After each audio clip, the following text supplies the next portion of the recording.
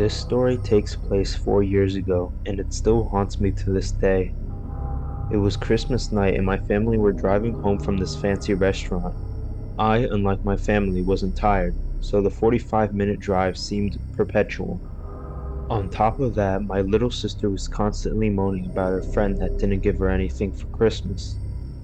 After about 20 minutes of driving, my dad stopped at a gas station to get some cigarettes, and my sister, brother, and mother all got out to pee. I stayed in the car as I had already gone before we left. Once they all left, I decided to play a few games on my phone. I looked at the car clock and saw that 10 minutes had passed, so I immediately wondered what was taking them so long. As soon as I peered out the car window, I saw a man staring at our car. The man startled me as I didn't know how long he had been watching. What made it even more unnerving is that he had a plain blank face, no expression was shown. It was hard to make out any features as it was pretty dark, and he was standing in an unilluminated part of the station. He was about 5'9" and looked to be middle-aged. Once he saw me notice him, he started walking towards the car, and I'd be lying to you if I said I wasn't scared. Luckily, my dad came back with the rest of the family just as the man took a couple steps. My dad apologized and told me he had been in an argument with the cashier. I didn't care. I was just glad that my dad was with me. I took another glance at the man outside. He was still staring, but this time he had an annoyed look on his face. We drove off, and for the rest of the car ride, I couldn't stop thinking about that man. This wouldn't have been too bad if it ended there, but it didn't. Later that night, I was watching YouTube while everyone else slept, and lucky for me, a storm was raging over us. I enjoy storms. It makes me cozy as I'm laying in bed. I put my phone down and just enjoyed the ambiance. That didn't last for long, as I heard something smash into the window behind me. I lurched forward and nearly fell out of the bed. I thought a bird had just smashed into the window. I parted the blinds, and what I saw next haunted me. I saw a man standing out by my parents' cars, looking up at my room. I took a closer look and I nearly had a heart attack. It was the same man that I saw at the gas station, only this time, when our eyes met, he grinned.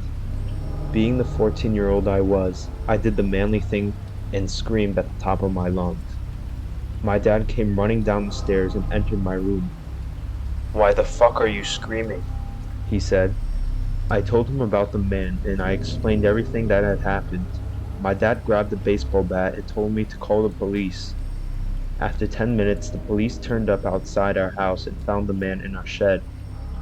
He got arrested, and that was the last time I saw him. The next day, my dad inspected the house and we found the handle to our back door had been damaged, but not completely broken. This gives me an eerie feeling as if he actually managed to get in. He could have harmed us or possibly killed us.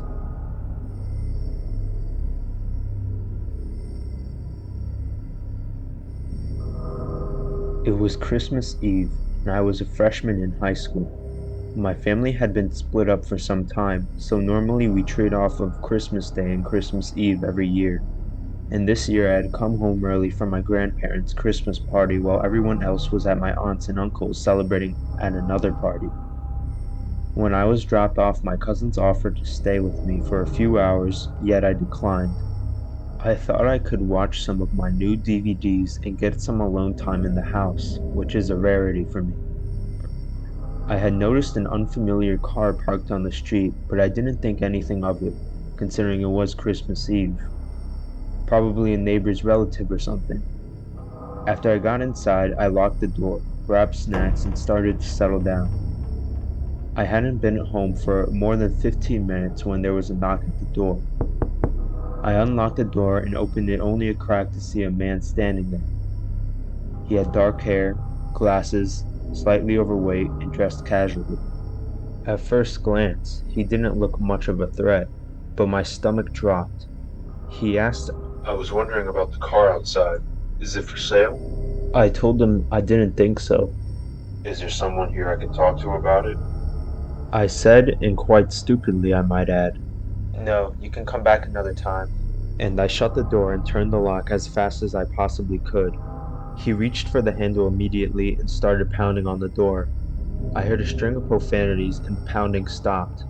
Terrified, I was crawling on the floor to the phone, hoping he wouldn't be able to see me through one of the windows. Then I heard the noises. Our house had an open garage door and it led to the laundry room, where the door lock was broken and no one had bothered to fix it. Just then I heard a man yell, and I saw the man through the window run to his car and drive off. My uncle had gotten him just in time and scared the man off. Who knows what would have happened if he hadn't made it home in time. Sadly, we didn't get the plate number, and nothing ever came of it, but I'll never be home alone on a holiday again.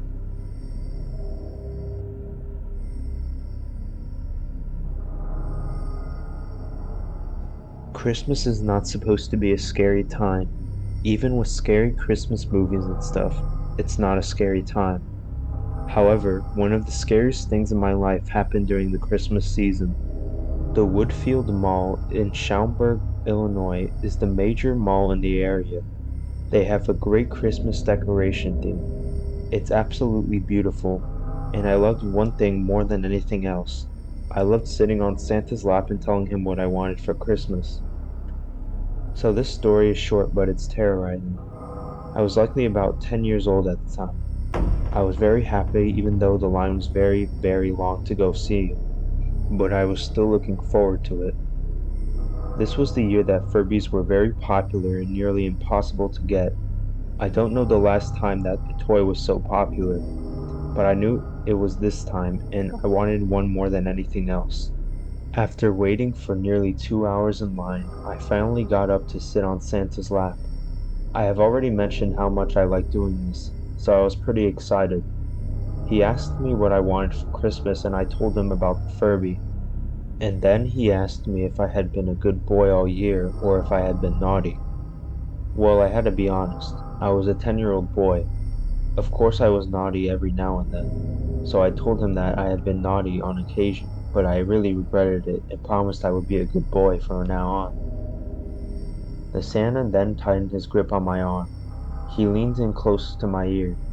He then whispered to me, "I kill naughty boys on Christmas Eve." I was sure no one else heard what he told me, but when he told me, my whole body went totally numb. It is like my whole body got fuzzy or something. It was the single most terrorizing moment of my life. I couldn't imagine why he would tell me something like that. My mom came and got me after they took my picture and gave me a candy cane, but I couldn't get that awful comment and threat out of my mind. I mean, I wasn't stupid. I knew he was not the real Santa, but I was still at the age where I believed he existed and that the mall ones were his helpers. I didn't tell my parents about it though. I was still young enough to think that getting a threat like that would get worse if I told anyone, like he would know about it or something.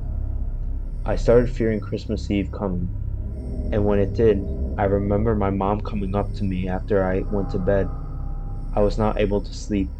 It was very, very quiet in the house, and I just laid there in bed, eyes wide open, scared, wondering what to expect. I can't explain to you how creepy it was. As my eyes began to get heavy and I began to fall asleep against my will, I was even more scared. I couldn't be aware if someone showed up and tried to hurt me. I was young, so eventually I fell asleep, but I couldn't get that idea of being punished out of my mind. Not even the following morning when I was tired and confused, but I kept everything to myself and just opened my presents. I was scared though, scared for a long time about what that Santa said to me. Even today it haunts me a little.